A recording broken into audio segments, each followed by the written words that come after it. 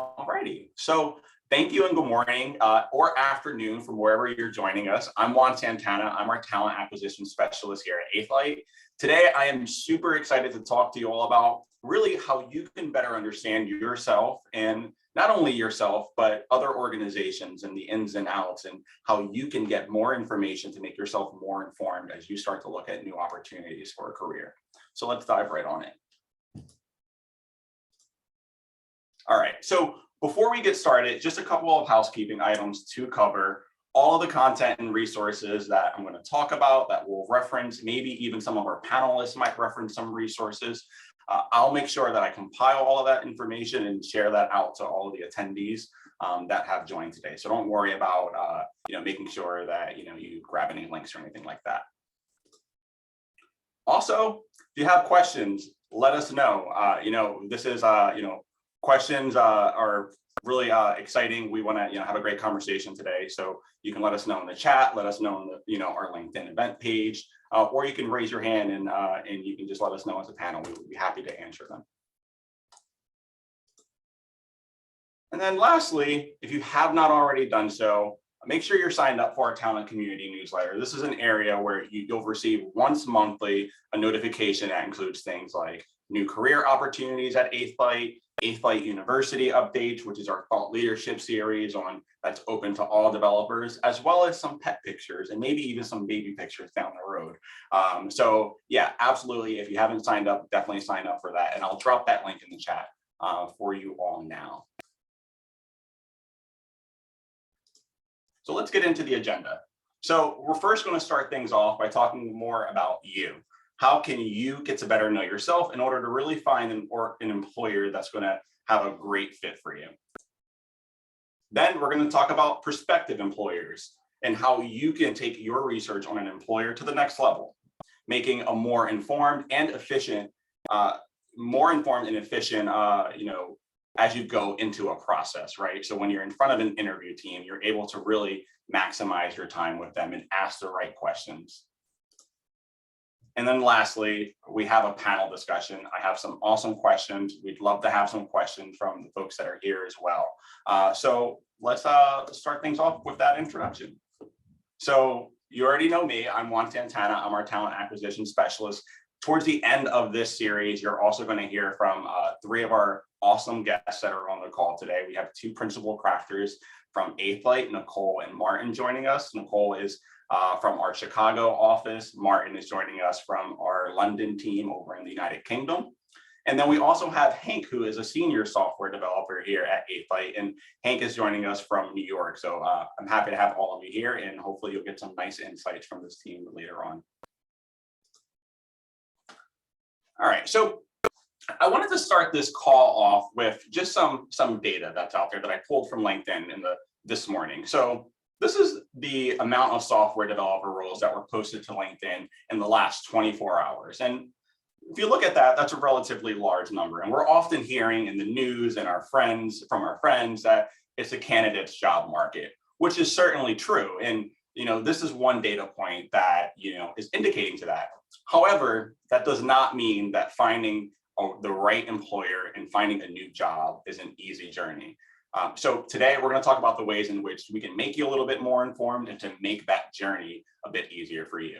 So as I mentioned, we're going to kick things off and start with you. So first, when we start about research, right, we want to talk about and how do we learn about ourselves, right? So we can make sure that, when we are pursuing new opportunities and we're ready for that change, we know exactly what we're looking for. So the first thing that I suggest that everyone does is really to take a personal inventory check, right? Of what you have to offer, what you want, and what are the things that you're really looking to get out of this next journey. So that starts with a must-have list. So really think about where you're currently at and what are the things that you would really love for your next employer to have. Maybe that might be more vacation time or more flexibility in how or when you work. Or maybe it could be something where you might be wanting to go to an organization that has more of an emphasis on, balance and finding a focus on wellness in the workplace. So, all of these must-haves that you create can be a really great filter for you as you're going to look into the job market and to filtering out those thousands of job ads that you might see on LinkedIn. And then the other piece is to really take a look internally, right? And to talk about and to look at and examine your strengths and opportunities. So, what are situations and environments that you thrive in? What kinds of support might you need from a manager or even a team? And, more importantly, what do you need to work on, as a developer and as a person, right, to improve in your craft? So personally, personality assessments are a really great tool to do that. So they allow you to not only improve self-awareness, but also learning how to adapt to different types of personalities and to learning how to really thrive in a workplace. So DISC is one of those assessments. DISC is a paid personality assessment that's used by many professionals across the industry. It's comprehensive, and if you can get your employer to pay for it, it's definitely worth it.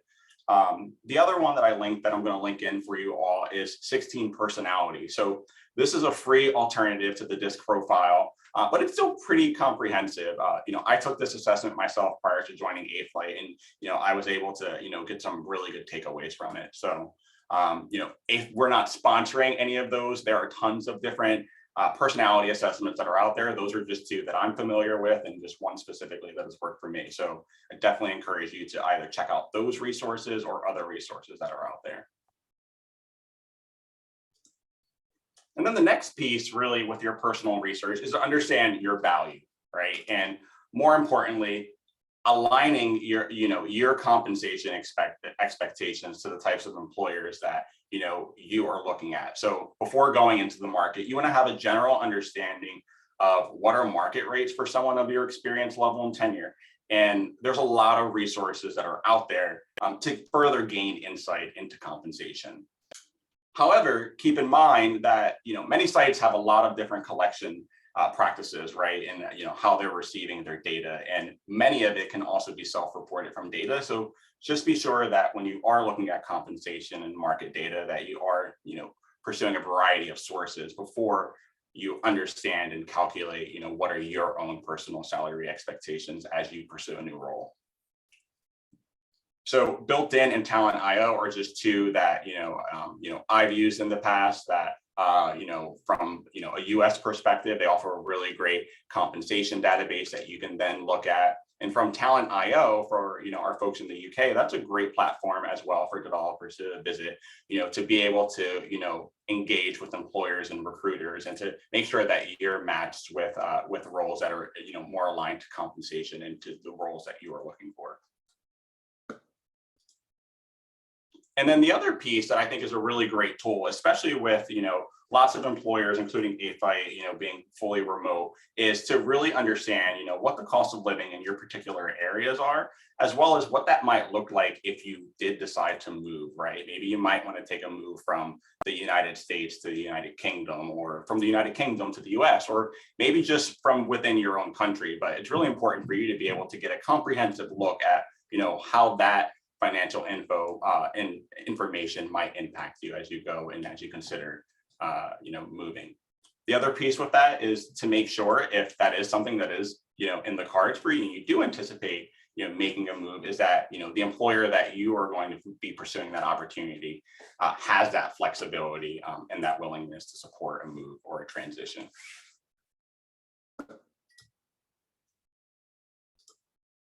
All right, so this next piece is just going to be a reminder, right? And this is sometimes a fun task, I would ask you all is to, really to Google yourselves and to really think about what information about you is out there. So we're going to take a quick dive at myself, right? So this is me. This is the information if you Google Juan Santana at A-Flight, and this is what comes up. Reason why I bring this up is, recruiters will do this all the time. For a variety of different reasons. And it's important that, you have as much control over the information that's out there as possible. So, in this next portion of the conversation, we're really going to talk about two things. We're going to talk about how you can improve your discovery and reach, and to really get out there and to put improve your chances of being discovered and to boost that visibility as a developer. And then we're also going to talk about how you can hide yourself online as much as possible from employers, recruiters, and maybe other spam that's out there, and to really go incognito online.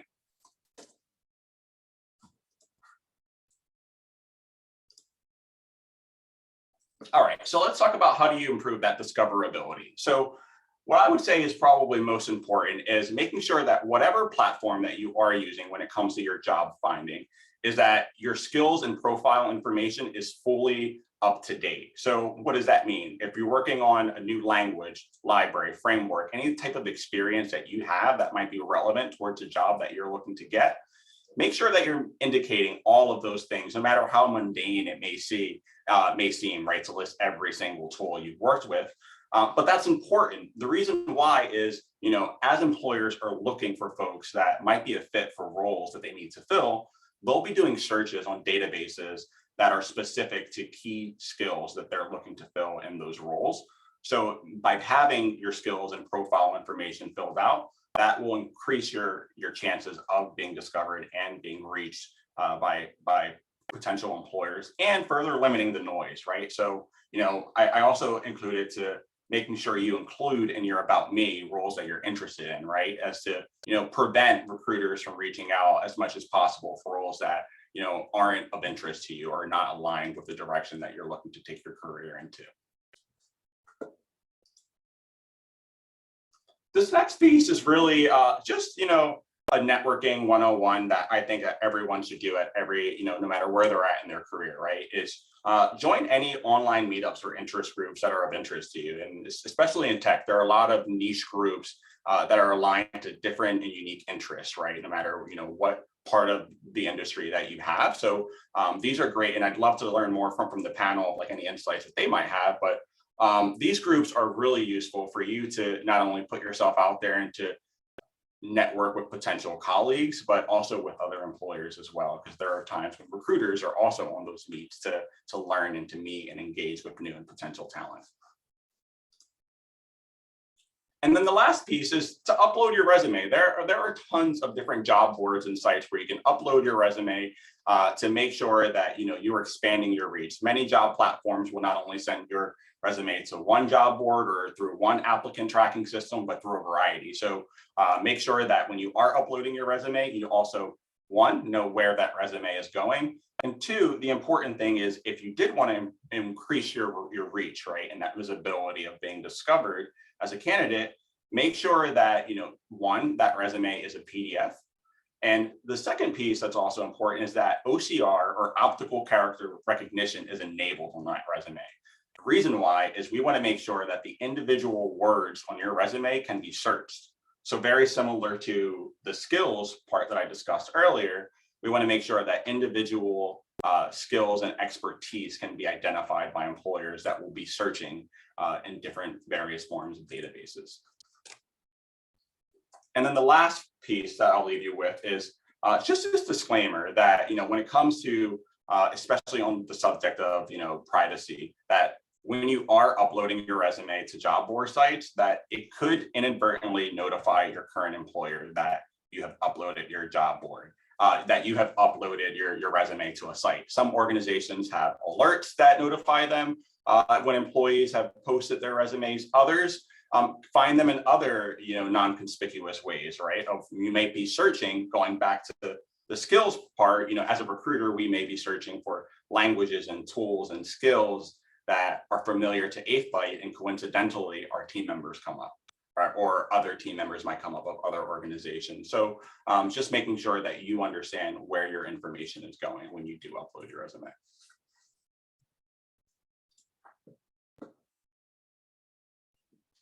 And now we're going to talk about, the next piece, which is really how can you really protect and maintain your privacy online? And, especially when you are trying to, look to pursue other opportunities, right? Regardless of where you are, right? If you're actively searching or passively searching, what's important is that you make sure that, you're protecting the information and you have full control over it. So one piece of this is to use separate email addresses and phone numbers that you share with potential employers. So in job applications and so on. The reason being is that many applicant tracking systems can scrape and to find every social media account that you have linked to a particular email address or linked to a particular phone number, regardless if you share that information or not. It's just automatically available and at an employer's disposal. So even more important to make sure that you might want to create a separate email to manage any type of employer-related correspondence that you might have. From a phone number perspective, there are a lot of different tools out there that are free as well, where you can create, an additional phone number that you might want to leverage specifically for job searching purposes. That way, when your phone rings, instead of maybe expecting a spam call, with certainty that it could be a potential employer and you know how to appropriately answer that phone call or just expect it in general. The next piece is to make sure that, across all of your social media sites, especially on LinkedIn, that, you're looking at, what your privacy settings are. As an example, by default, if you're browsing roles on LinkedIn and you click a job post, and if you click that apply button, if that apply button leads you back to an employer's website, regardless if you apply for that role or not and finish the application, your profile and your information is shared with that employer. So regardless if you're if you did actually apply. So even more important, and that's just one example of just taking a look into your privacy settings across all of the platforms that you're affiliated with to make sure that you understand where your information is going and how it's being used and opting in or out as accordingly. And then the last piece is really to go in when you're in their privacy settings to really set your communication preferences, right? To really be able on, across many common social media platforms, you have the preference to really determine who you want to connect with you, who can view your profile and information, and also who gets into your email and inbox. So, those are also important things that you can take a look at those communication preferences. And I'll also link some resources that you can take a look as to really guiding you to those particular areas.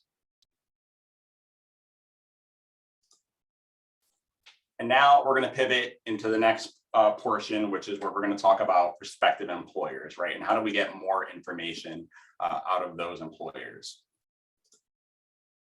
So we all know the popular places that everyone talks about their employers and prospective employers when you're looking for roles where you search to gain more of an insight of a company, right? So for this portion, we're going to go beyond these platforms, right? And we're going to talk about how you can then dig a little bit deeper into your research to learn more.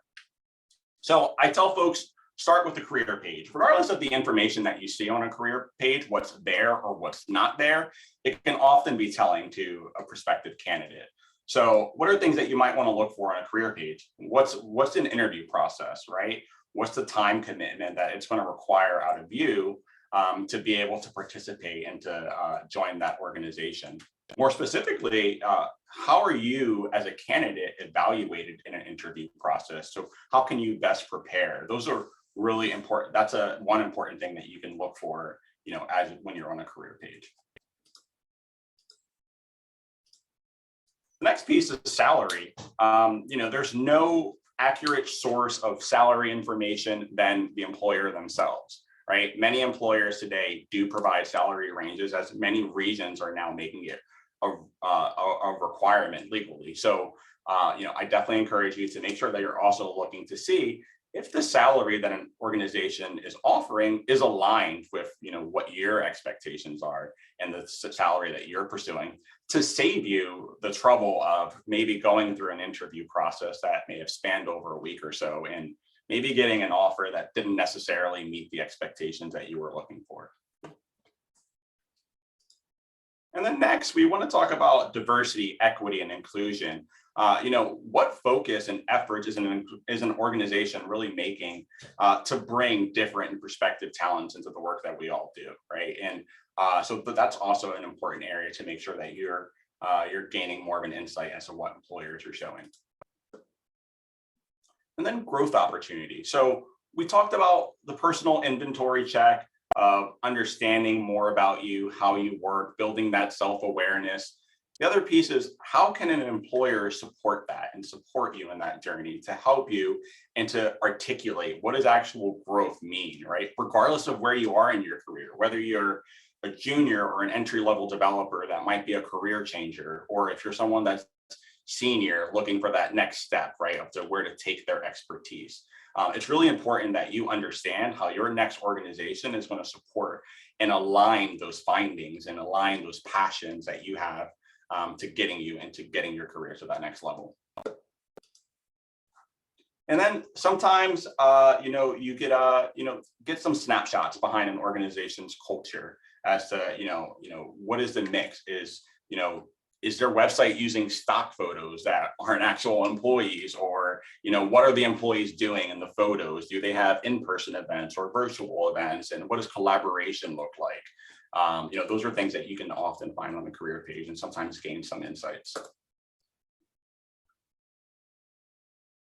And then just some things where you can go even further, right? Outside of a career page, there are other things that you might want to explore, right? So those being thought leadership is, what types of content is an organization talking about, and, what types of expertise are they contributing out into the industry?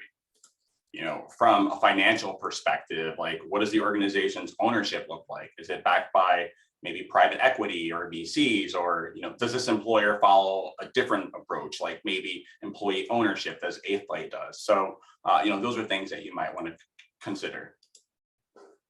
Other things as well that you might want to look into, many organizations share them as well as 8th or, project spotlights or case studies as to, learning about the complexity of the work that an organization does, and learning about the passion behind the work, and the types of opportunities and exposure and that you'll be exposed to. Those are project spotlights and case studies are really great for that. And then company news. So company news, I always think is great to research, both for the news that a company is posting themselves as well as externally, right? What if any news is available for that company, right? So maybe you might want to Google a specific company to hear, what they're talking about, or even maybe what's being talked about online to have you have more of a holistic perspective into an organization.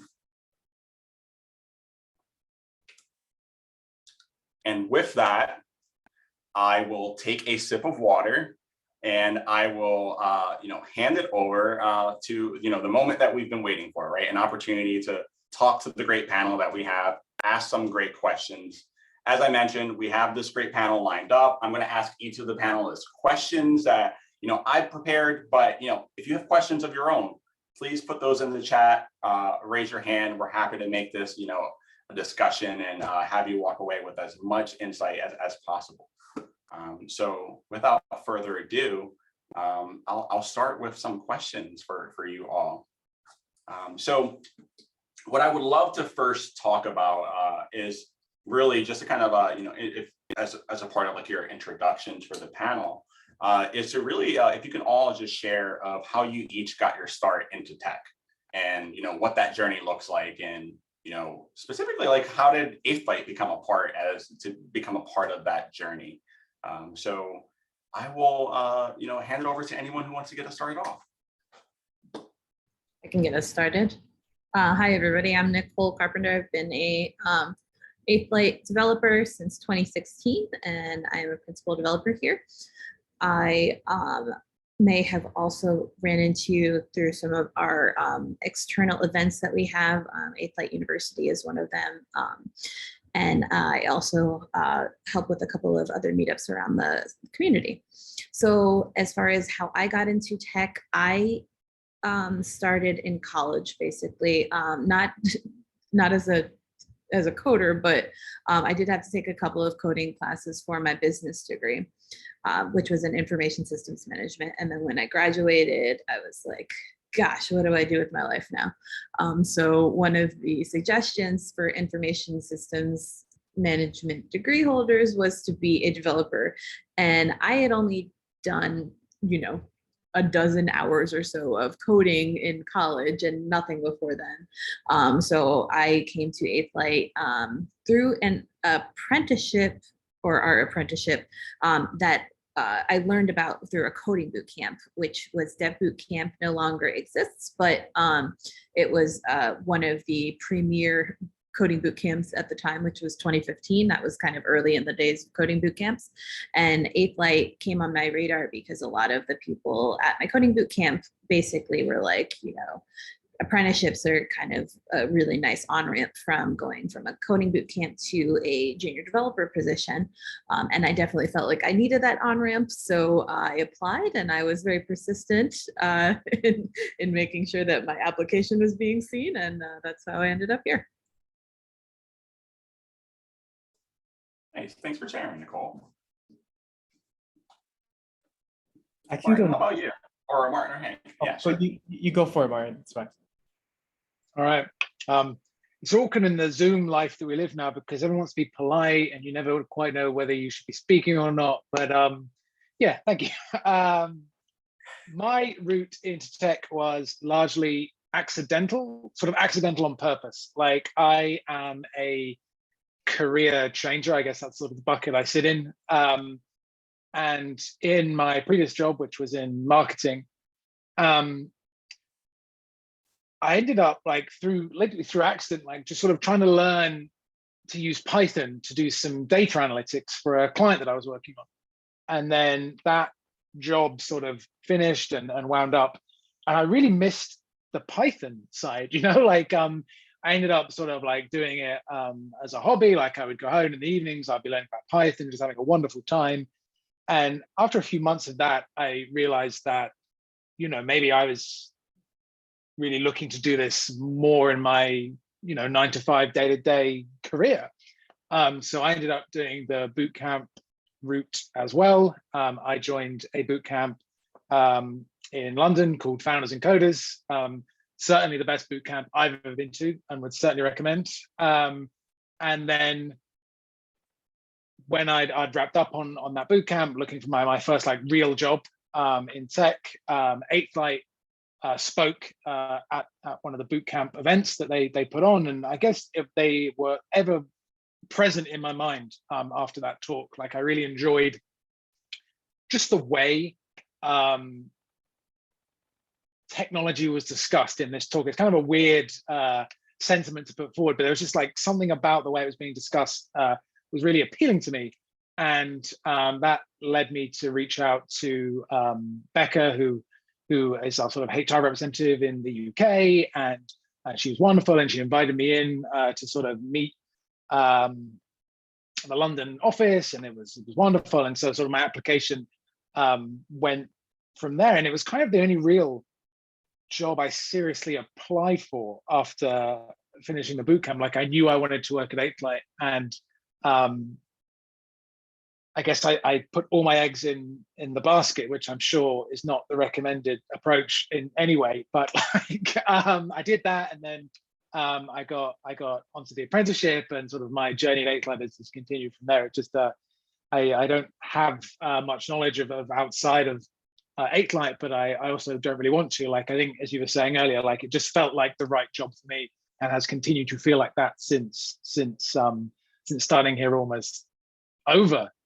Good heavens, over 3 years ago. So that's sort of how I got to where I am now. Thank you. Hank, how about you?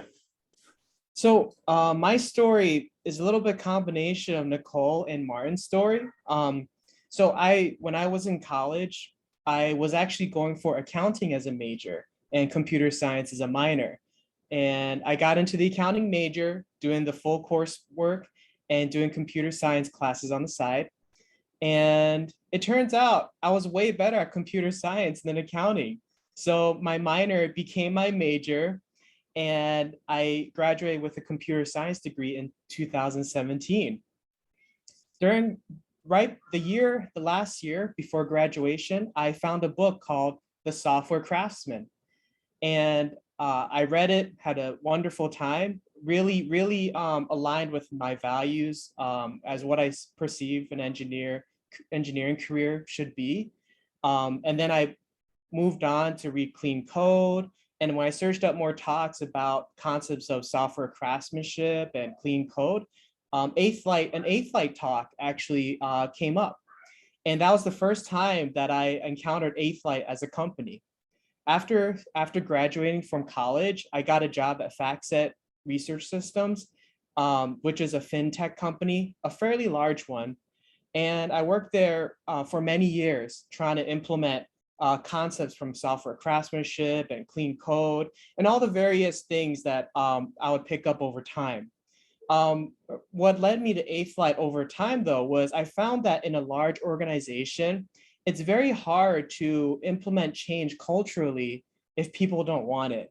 So what I decided was to make the next jump and seek out people who already had the culture and didn't need to be convinced of good engineering practices and the concept of always improving the technology and the skill set.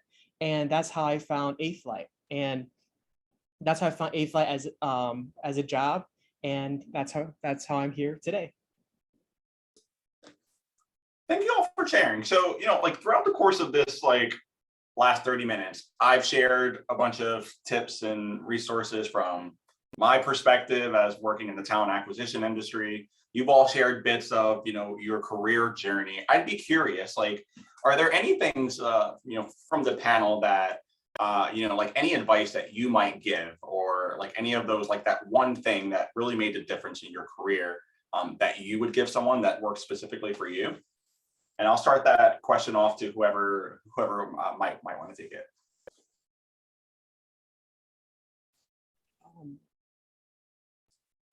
I can answer it if that's okay. I think when starting out, if you don't have the background, like in tech, it can be a little bit intimidating. And my advice would be to sort of acknowledge that you're joining the industry. And I'll explain what I sort of mean by that. Like, I think there's a bit of a, not stigma, but I think people who don't have computer science backgrounds and are trying to get a job in tech, part of their brain is going, oh no, I don't have a computer science background. This will be terrible. It'll make it very hard for me to get a job. And I think you have to sort of acknowledge your other strengths. So I think there's so many important things about working in tech that aren't codey or like programming, like your ability to communicate, your ability to understand problems, your ability to work with people on your team and people in other teams to make sense of what the actual thing you're trying to do is. And so many parts of my day-to-day don't actually involve programming. And I think a lot of my skill set there was helped by my previous jobs.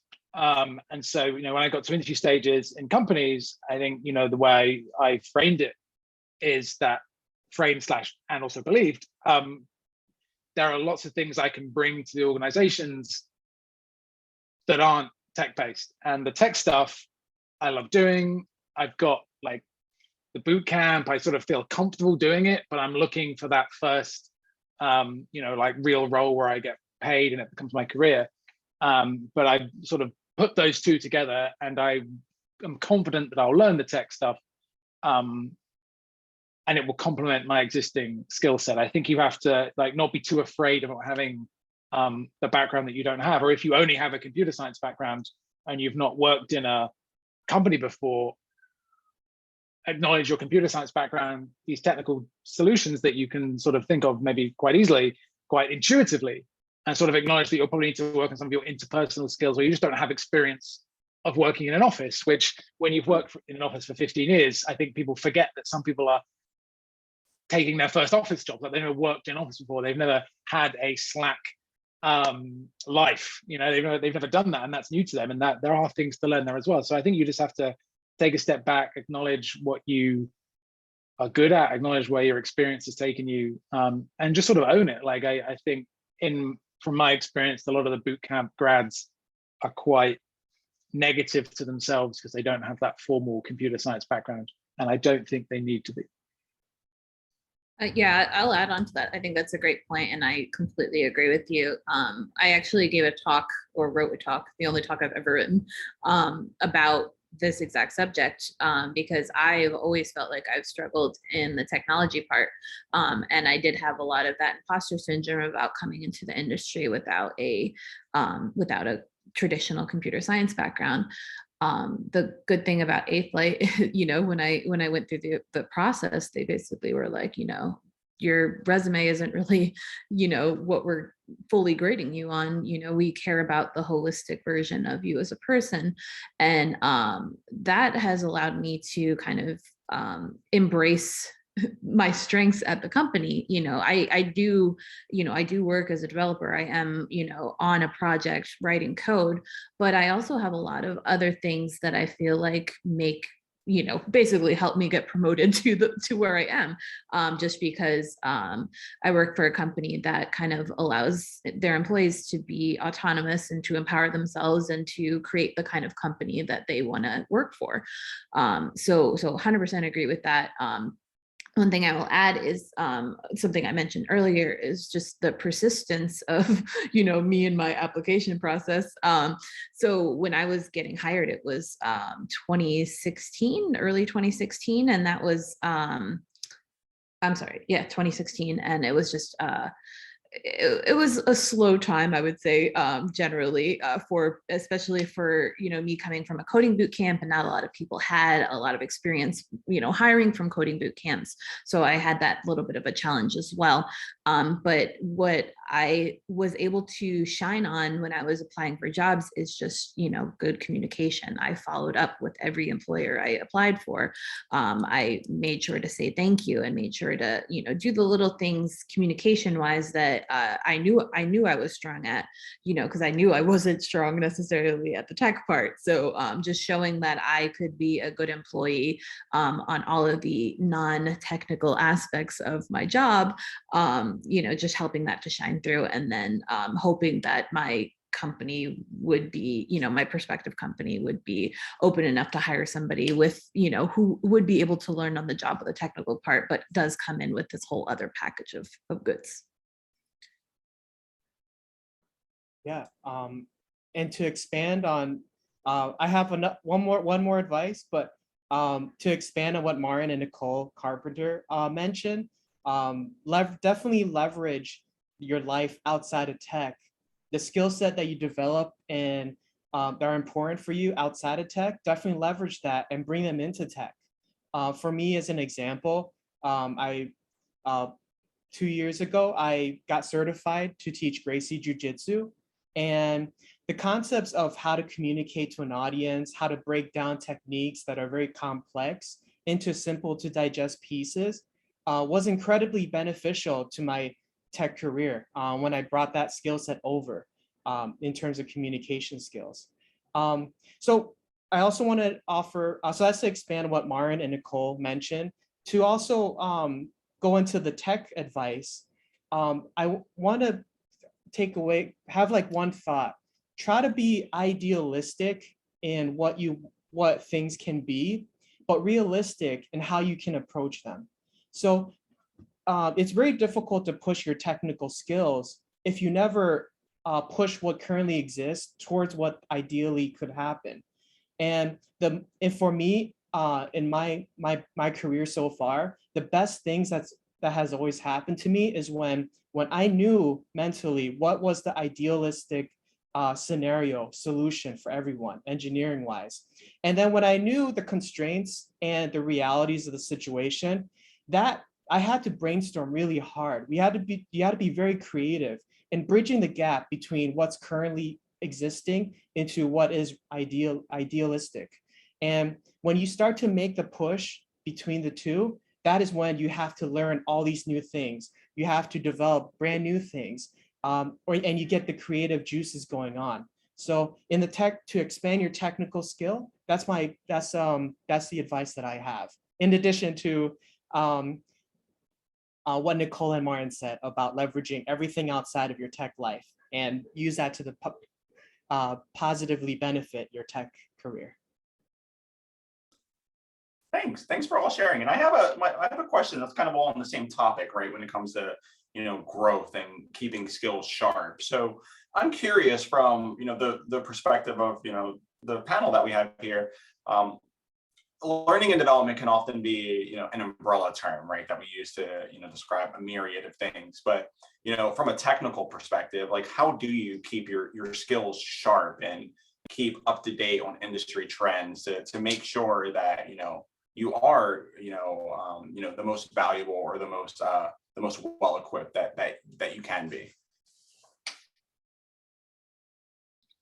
I think this is like particularly important for me in my position because I work for a consultancy, but I've been consulting with the same client for 5.5 years. So I don't have a very wide breadth of experience when it comes to different technologies.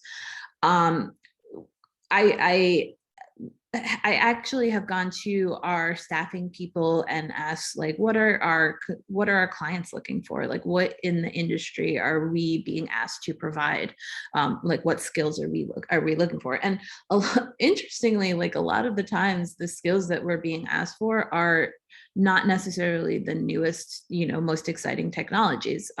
We have a lot of people that are looking for Rails developers because, like, specifically in Chicago, we just have a lot of applications that were built with Rails. So people that are familiar with Rails that can just kind of jump in and, work on that type of project. So something that I've been working on, I haven't touched Rails since I was in my coding bootcamp in 2015. So I've been like just starting from the ground up on a Rails project and just trying to see how much I remember of building a Rails project after 7 years. And it's not much, but I'm really enjoying the experience of going back and learning, like, also what's changed. Rails has changed in 7 years. I mean, not by much. The fundamentals are still there, but I had to learn a lot about, like, how to get, make calls, with certain security things that have changed, and the deployment process and all of that. And it's just really fun for me to kind of go through and just prove to myself that I can, just build something, even if it's not with like the funnest, newest, hottest technology.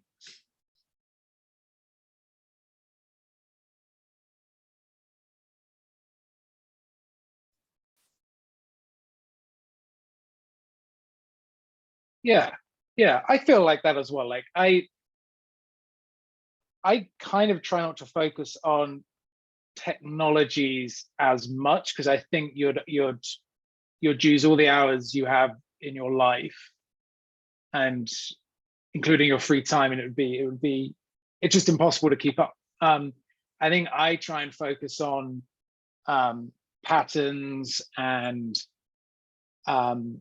boring technology, in the sense, like, databases. What are the common threads that you see in sort of every database application you work with? Like, I will default to using Postgres, and I don't think I'm in the minority on that. Like, I think most people will probably do that these days. But you think about what you're trying to do with your Postgres application. Like, generally, I'm trying to put information in and then take it out. Like, sometimes we work on architectures that are more complex than that, where we have like many more reads than we do writes, and that might make us have to rethink our sort of database strategy and what we use. But the core underlying principles of, like, getting information in and out of a database is you can spend a surprising amount of time just sort of studying that. Like, and when I come across a new language, I will relate it back to the practices I've used in languages before then. So, like, I've recently done a client engagement using Go, which I really enjoyed, but Go is really big on for loops, and a for loop is one of the first things I think most people learn when they start learning how to code. And you think, well, I'm building like enterprise applications with a language that really loves for loops. So these elements aren't as necessarily as complex as required. You need to get a certification. You can just sort of take things you've already known, and you can bring them on your journey to new languages and new paradigms and new technologies. So I always try and follow up on the essentials. Like, I always say to apprentices, like, learning Linux is never a bad investment. Like, we use it in almost every of our projects will involve having to deploy something onto a Linux box. So sort of hedging your bets and learning and developing in safe, known technologies, I think, pays dividends down the line. That's probably quite boring, and I apologize for that, but it's never steered me wrong.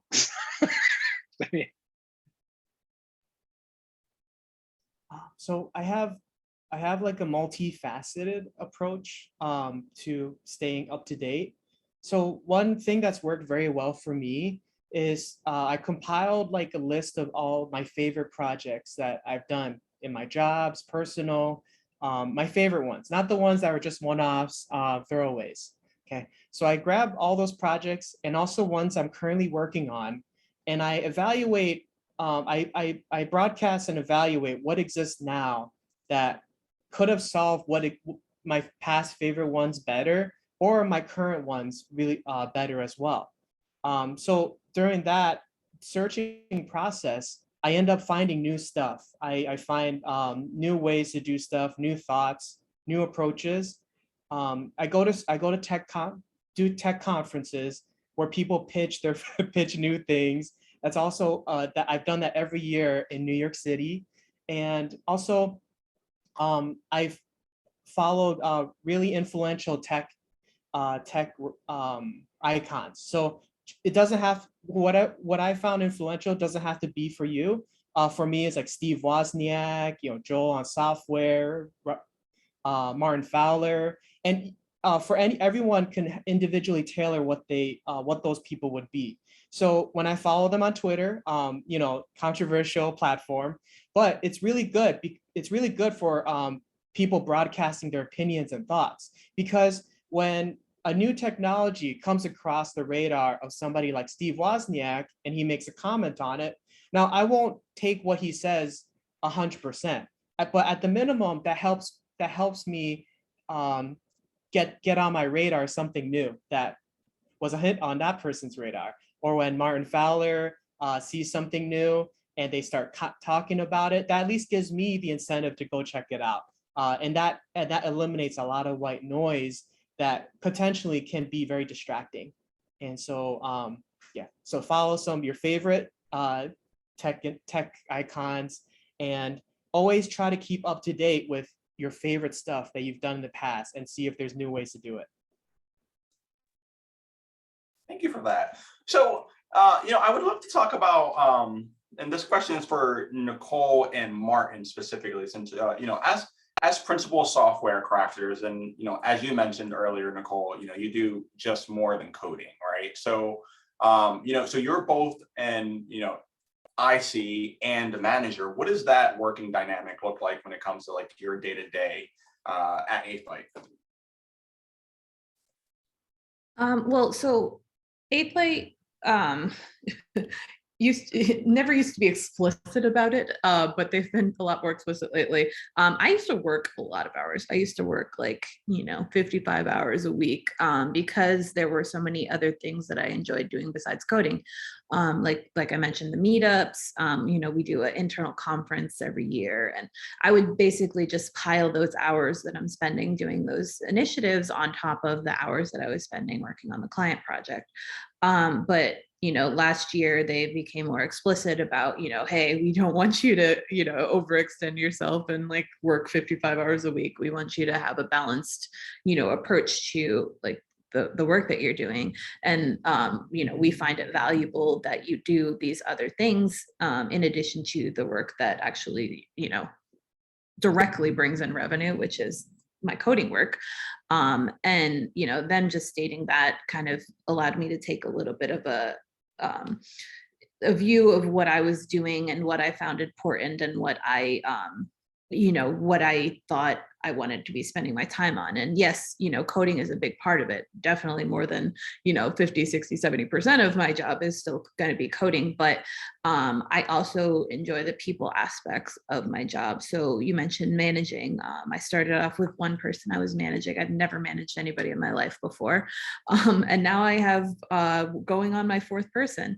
I enjoy that role. And I like to, particularly as a woman in my position, I like to help other women at my company to be an example or to kind of be able to share my story and my path and hopefully help these other people along their way. So managing has become important. Mentoring for the same reason. We have our apprenticeship program, and we bring in candidates from all over the place. And I always like to make sure that I'm giving back to the culture that we have here in the form of, teaching and learning, because that's something that's really important to me. I chose and I continue to choose to work for a company that values those types of things, the learning environment, the support environment, and, giving back and, humanity, I guess, is kind of the big bubble. So I make sure that I make time for those types of things. And I'm sorry, I don't know if I answered your question. No, that was fantastic. Thank you. Martin, anything you want to add? Yeah, I think I would encourage anyone when they're looking for a role to actually ask what manager means. Like, what does my manager do? What is my relationship expected to be with my managers? So I think at 8th Light, I think at least my role as a manager is kind of more as a mentor for people and more of a sort of a them champion. So I think my day-to-day is to try and make sure they're not blocked on anything, try and make sure they've got a plan for their learning development, trying to make sure they've they're not feeling, I guess they're just feeling good about working at 8th Light, and they're feeling good about their projects. Like some other managerial roles, I think have a much closer relationship to assigning day-to-day work or being directly involved in like compensation reviews, which I think I'm sort of mostly removed from. Like I have some involvement in that, but that ultimately is decided sort of not by me, which I like at this point, because I think those are big, important decisions that are very stressful, and it allows me to focus on more of that mentorship role, which I really enjoy. So I think to any prospective applicants, like learning to join any company is actually what does it mean to have a manager at this company, and what do they do? Because I think when some people have started at 8th Light and I've started talking to them in that role, there's been sort of like an expectation setting on both sides. Like, what do they expect from their manager? And then as a manager, what am I being asked to do for them? So I think it can mean a lot of things in a lot of different companies. Thanks so much. Hank, this last question before I open it up to the folks that are joining us today. This last question is for you, and I would love to learn, because you mentioned your last employer was FactSet, so in the finance and in the data space. Transitioning to 8th Light, were there any like challenges or learning curves that you encountered as you kind of had to shift gears into working at a consultancy, and even more recently, right, with your recent client, right? Like, so how does that dynamic impacted the way that you've approached your daily work? So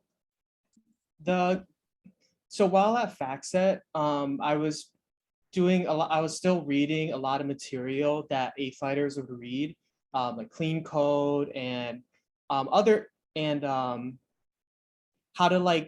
to do agile coaching, because these were processes I was trying to introduce into FactSet. So the transition was fairly seamless for me because I was already doing a lot of stuff that 8th Lighters would be doing. So if that wasn't something I was doing at the time, it probably would have been more challenging. Very fortunate though, my experiences with FactSet as FactSet as a company and an engineering culture was so similar to my current client that it was almost like I feel like I'm working with the same company I work with my current client. So it was a very seamless transition. So I can't speak on working for other clients, but it was a good experience overall. Nice. Thank you for sharing, and thanks to everyone for all the panelists for entertaining my questions. Much of what I was wondering myself from a talent acquisition perspective, as well as questions that I'm sure candidates are wanting to know. So at this time, I would love to open it up to anyone that might want to ask any additional questions of either myself or the guests that we have here. So I'll give a few seconds, and a few seconds of awkward silence and to give you the space for anyone to ask questions, or feel free to drop them in the chat as well. I'll ask a question. So I am a fairly recent boot camp grad. I went to the one at Northwestern University in Chicago 3 years ago, and I finally am leaving my current job, not a developer job, and taking the leap. And I'm trying to pursue a career in as a web developer. So I didn't know apprenticeship programs existed before I talked to a couple people who used to work at 8Light, who was Mike Ebert and Doug Bradbury. And they kind of let me know about the program. But this might be a question for Nicole and Martin. When you were looking for your first job after going to a boot camp, were you targeting apprenticeships? Were you targeting kind of junior developer positions? Or, you know, it's kind of hard for me to like digest all this stuff, because it's like, oh, entry level, but you need like 2 years of experience, you know, actually doing projects. So I don't know, it's kind of hard to figure out what to apply for. Can you talk a little bit about that? Sure. Yeah. So very specifically was looking for consulting. I wasn't necessarily looking for an apprenticeship. So there were a few places that I applied to that were consulting that weren't an apprenticeship, because that's something that I thought I wanted. Now, having been a consultant, but basically being on the same client project for 5.5 years, I question my forward thinkingness of, you know, me 7 years ago. But that being said, I did end up choosing this job because of the apprenticeship. There are a lot more apprenticeships now than there used to be, but quality varies very vastly. And I think even if you aren't going into a position, into an apprenticeship, you know, explicitly, having a mentorship is really, really important. So maybe it's not like an explicit, like, you know, 6-month, you know, foundational, you know, skills apprenticeship, but making sure when you're applying for the job that you're going to have somebody, you know, at least one person, at least a mentor of some sort, or, you know, a team of people that you can go to when you're stuck, because I got stuck a lot, you know, and sometimes it's hard if you don't have like an advocate for you, if you don't have somebody that you feel comfortable, you know, asking questions to. I think that culture, that environment of, you know, supporting junior developers is really, really important. So I would have considered a company that didn't have an apprenticeship if I felt like I would have been supported, you know, in that role.